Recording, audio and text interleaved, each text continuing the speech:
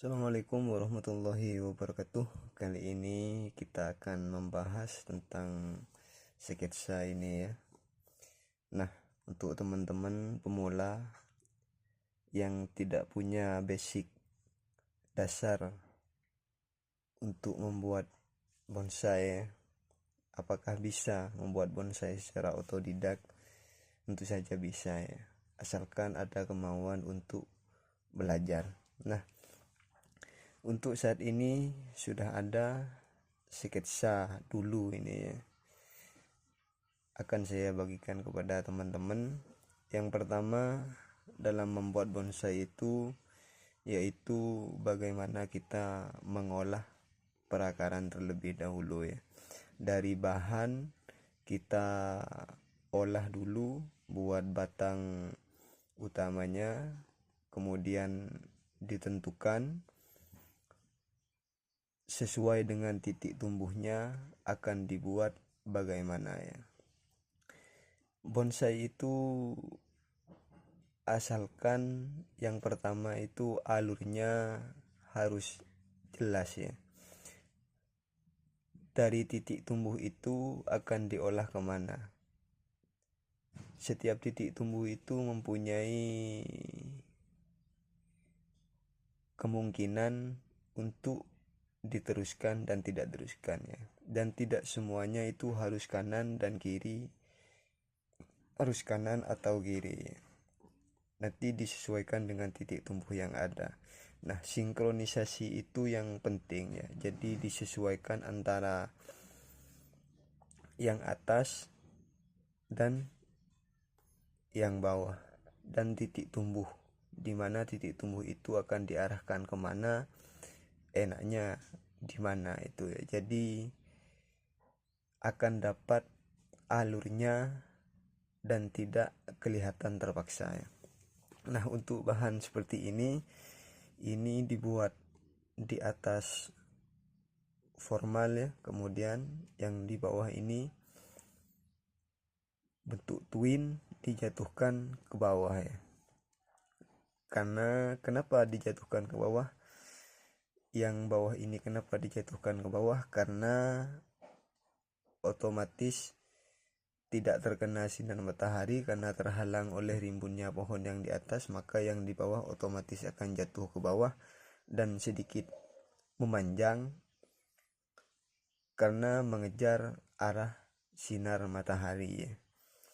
Nah, untuk yang seperti ini jadi perakarannya kita menggunakan perakaran keliling ya. Yang di depan 4, yang di belakang ini 2 ya. Jadi ini di arah samping, kemudian ini di depan, dan di belakang tentunya juga 2 ya. 1 juga tidak apa-apa sebetulnya ya, kalau yang di belakang itu tinggal sesuaikan saja. Tapi kalau mau yang perfect lah, yang rapi, kemudian di belakang juga 2 ya. Nah, untuk ini pencabangan ini karena ini mengarah ke arah kiri ya, mengarah ke arah kiri, berarti kalau menurut keadaan matahari, maka keadaan mataharinya di sini ya. Jadi mengarahnya mengikuti arah matahari, karena pohon itu pasti mengejar arah matahari ya. Karena ini jatuhnya ke sini, maka otomatis mataharinya berarti ada di sini. Dan ini kenapa memanjang? Karena ini mengejar arah matahari, karena rimbunnya daun-daun yang ada di atas otomatis ini harus keluar. Nanti kalau ini terlalu masuk, ini akan menyalahi aturan alam ya, kebiasaan alam. Biasanya kalau rimbun itu di bawah tidak akan rimbun juga, tapi harus mengular keluar ya. Nah, untuk di sini awalnya kita press di sini ya, kemudian tumbuh di sini, kemudian di sini. Ini 2, kemudian ini sebagai dahan ya, dan ini sebagai pohon penerusnya. Kemudian ini sebagai dahan samping, yang ini samping juga. Kemudian yang ini kita gunakan sebagai di depan. Kenapa kok di depan ini ditarik ke atas? Agar supaya pohonnya ini tidak terhalang ya. Pandangan untuk si pohon ini tidak terhalang. Kalau misalnya ini ditarik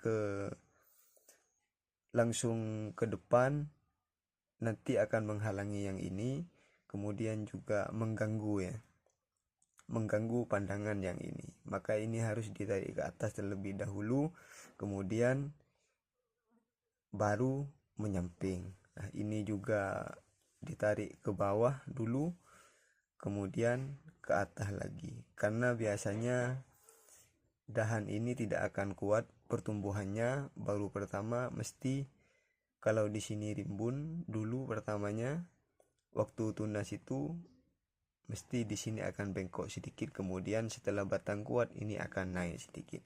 Atau di sini ini mati ya, kemudian diganti oleh cabang penerus. Nah, harus ada seperti itu ya teman-teman, agar pergerakan bonsai kita itu tidak mengawur. Jadi kenapa ini ke sini, kenapa ini ke sini, itu harus ada penjelasan yang bisa dijelaskan. Kemudian nah ini kita tarik ya agak ke depan, dan ini condong agak ke belakang. Kemudian dari bengkokan ini ditarik agak ke depan lagi untuk dikembalikan ke gerak dasar awalnya agak lurus dan tidak ke belakang ya.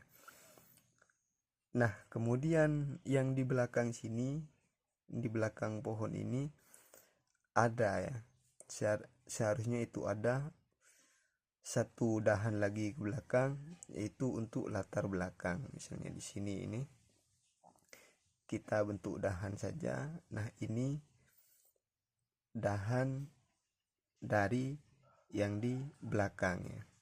Kemudian di sini ini juga tumbuhnya dari dahan yang di belakang. Jadi kelihatannya akan padat ya teman-teman. Kemudian di sini ditambahkan juga ranting dari dahan yang di belakang ya. Nah,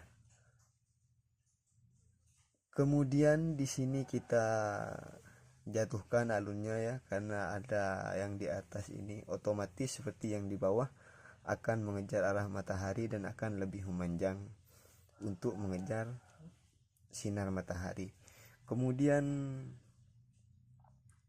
di sini ditarik ke atas ya, yang tadi itu di atas kemudian diarahkan ya. Kemudian ini untuk mengisi kekosongan yang di sini ya, sehingga kelihatannya akan sangat padat.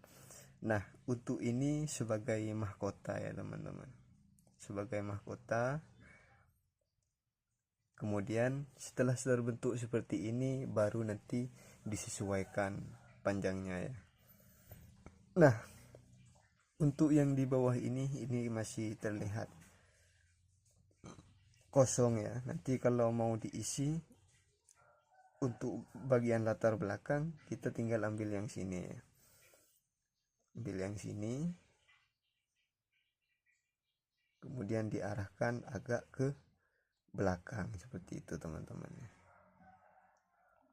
Nah, seperti ini kita kira-kira saja ya. Kalau di sketsa itu bentuknya misalnya lebih kecil ya, karena ini hanya mengimbangi untuk yang di belakang saja. Dan biasanya kalau yang di sini tidak lebih dominan itu tidak apa-apa, karena di alam itu ya seperti itu ya. Kalau sudah ada yang dominan, mesti yang satu itu kalah ya teman-teman. Nah, seperti ini sudah kelihatan agak komplit lah. Makin komplit makin lengkap ya. Kalau misalnya di sini mau dipakai itu misalnya ada di sini, ya tidak apa-apa ya, tinggal disesuaikan saja sesuai dengan keadaan si pohon enaknya ya. Kalau misalnya enak dipakai, kalau tidak enak ya dibuang saja. Hanya seperti itu ya teman-teman. Kemudian untuk pembesaran ini, kalau misalnya mau dibuat demek ya, kita ambilnya jangan terlalu besar seperti yang di bawah ya, tinggal disesuaikan, dikira-kira. Kalau sudah kelihatan enak pas, kita press ya, pembesarannya dihentikan agar sesuai ya. Ini juga tidak terlalu besar ya, hanya sedikit lebih besar yang ini juga tidak terlalu besar ya. Kemudian di bawah ukurannya seperti ini ya teman-teman. Kalau misalnya ini dibagi dua, karena ini sebagai dahan ya, bukan sebagai cabang. Kalau cabang itu ini dan ini sama, itu cabang ya teman-teman. Kalau dahan kita ambil kecil saja ya, dan ini kita ambil lebih besar karena penerus, karena ini bukan cabang tapi dahan ya. Jadi dahan pertama, dahan ini. Nah kalau ini baru cabang ya, ini cabang dan ini cabang, jadi besarannya itu kurang lebih sama ya. Kalau ini dahan ya, karena ini lebih kecil dari yang ini. Dapat dipahami ya teman-teman. Kemudian untuk